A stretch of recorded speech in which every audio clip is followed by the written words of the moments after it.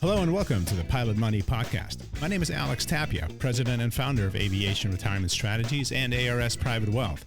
Together, we give you the tools and advice you need to take advantage of the ever-changing financial world and help you take care of the business end of your professional aviation career.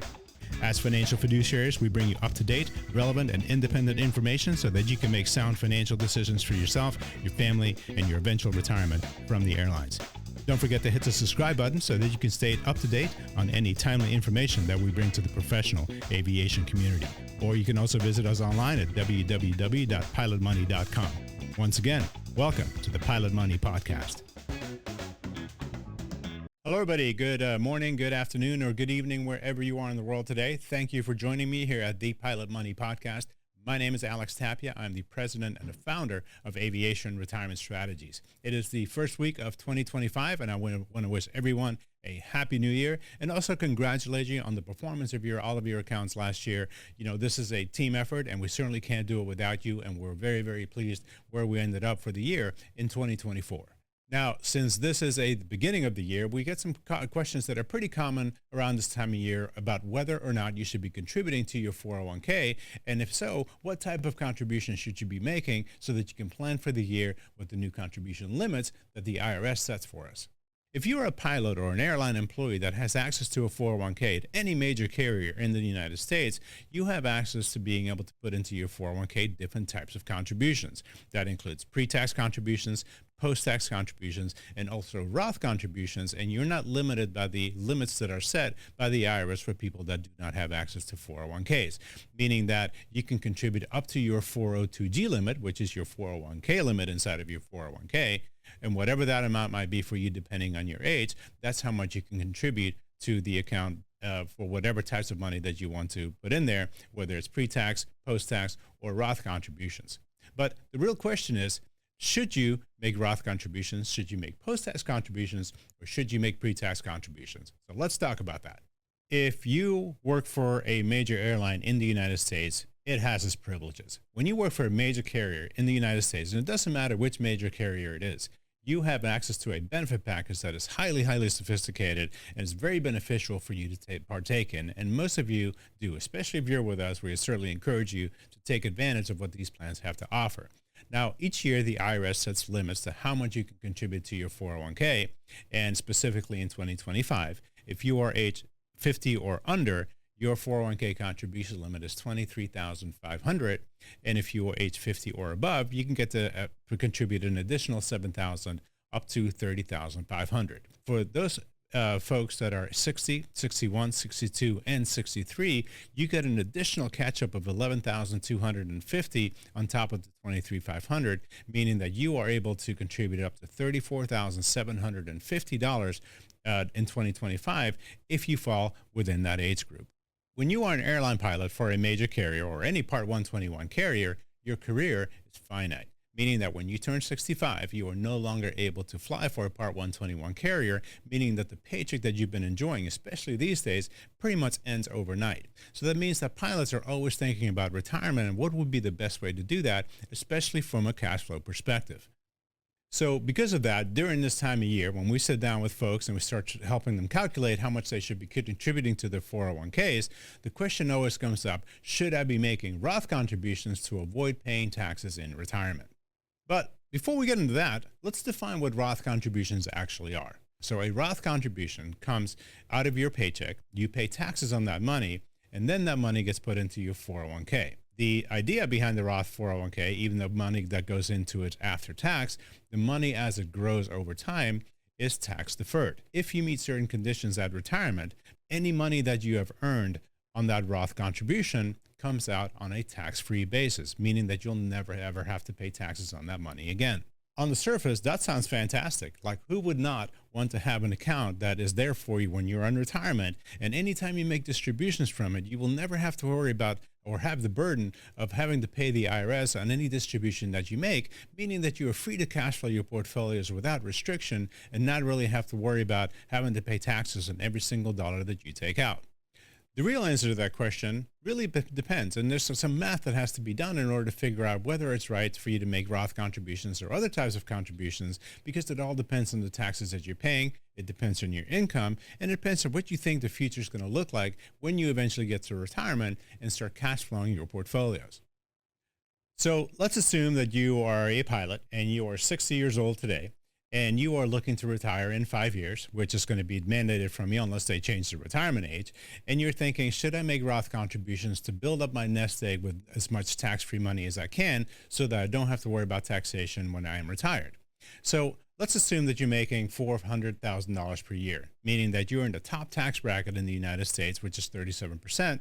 Of course, depending on the state that you live, that could be in the 40s as well. So let's assume a 40% tax bracket on average in order to be able to do our calculations. It's also important to keep in mind that with Roth IRAs, the only reason that you want to have a Roth IRA is if you have growth in your account, meaning that growth that has not yet been taxed, and only that portion is going to come out tax-free. Because remember, anything that you put into the Roth IRA already has already been taxed. So of course, you're not going to get taxed on that again. It's about the growth of the money that has not yet been taxed, which is what makes a Roth IRA advantageous to you. Okay, so let's assume that we have a $10,000 investment that you want to make and put into a Roth 401k contributions or a Roth IRA, whatever it may be. That $10,000, remember, we're in the 40% tax bracket and we're also 60 years old. That $10,000 has to be taxed before it can go into your Roth IRA, meaning that you're going to have to pay $4,000 in taxes on that money before anything can be contributed to your account, meaning that when you do finally contribute to the account, it's going to be only $6,000. In order for you to take advantage of anything that a Roth IRA has to offer, you have to make up that $4,000 back to the $10,000 in order to take advantage of any growth that can be potentially come out to you on a tax-free basis when you're in retirement.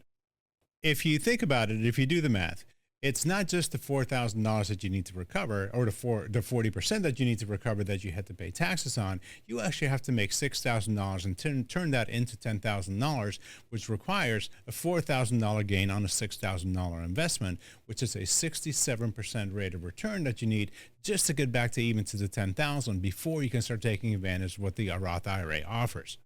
I can tell you from experience, right, having done this professionally for hundreds and hundreds of pilot families across the country, that getting a 67% rate of return can take a very, very long time.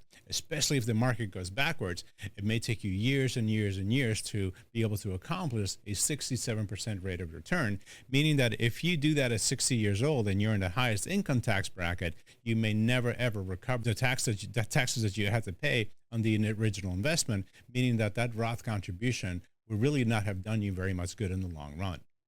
Essentially what happened is you ended up prepaying the IRS the taxes that they wanted from you to begin with, and you ended up with less money in the long run, and you did exactly the opposite of what you were trying to accomplish to begin with. Let's compare that same scenario and make pre-tax contributions. Well, if you have a $10,000 investment and you put it into your 401k on a pre-tax basis, the full $10,000 is going to go in there, and you're actually not going to be taxed on it in that year when you make the contribution, which actually makes it a little bit more beneficial. You're going to save yourself $4,000 in taxes, but also let's assume that within that 5-year period from 60 to 65, you actually end up making a 67% rate of return. That $10,000 will now be worth $16,700, where the Roth contribution would just be breaking even at $10,000.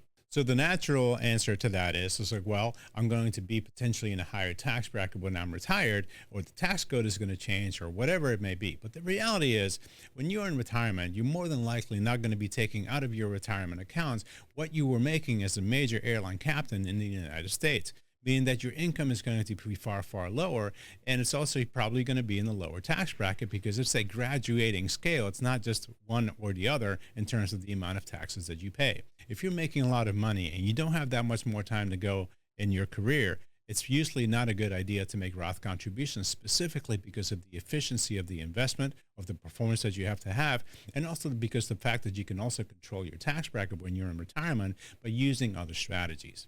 On the flip side, if you are a younger pilot and you're not making quite as much, or you're not at the top of the pay scales yet for the major carriers, you're not in year number 12 where you're making all of this money and you're flying a wide body around the world, you are not necessarily in the highest tax brackets, and you also have a lot of time to recover from the taxes that you currently do have to pay. A Roth contribution may be very, very beneficial for you, and you probably should be doing that just as a strategy to be able to build as much tax-free income in your retirement as possible. And the Roth contribution or the Roth function or the Roth option in your 401k is a fantastic way to do that. So no matter what stage you are in your career, how far you are from retirement, what it is that you're looking to do in your own personal financial life, remember that when you make a financial decision as to types of contributions when it comes to taxation, there's a lot of math involved. So if you need any help, feel free to reach out to us, and we'll be happy to work you through all of the numbers. We have all the calculators here, we have spreadsheets here, and we have the experience to be able to guide you in the proper way so that you can make the most out of your career when you do get to retirement, so that you can enjoy all the years that you've worked and enjoy your retirement with your family, loved ones, or whatever it is that you're looking to do. On behalf of all of us here at ARS, we would like to thank you for taking the time to listen. We hope that this information was helpful to you, and we wish you a prosperous 2025. If there's anything that we can do for you, please feel free to reach out at any point in time. On behalf of all of us here, thank you for listening. Have a great rest of your day. We'll be talking to you soon.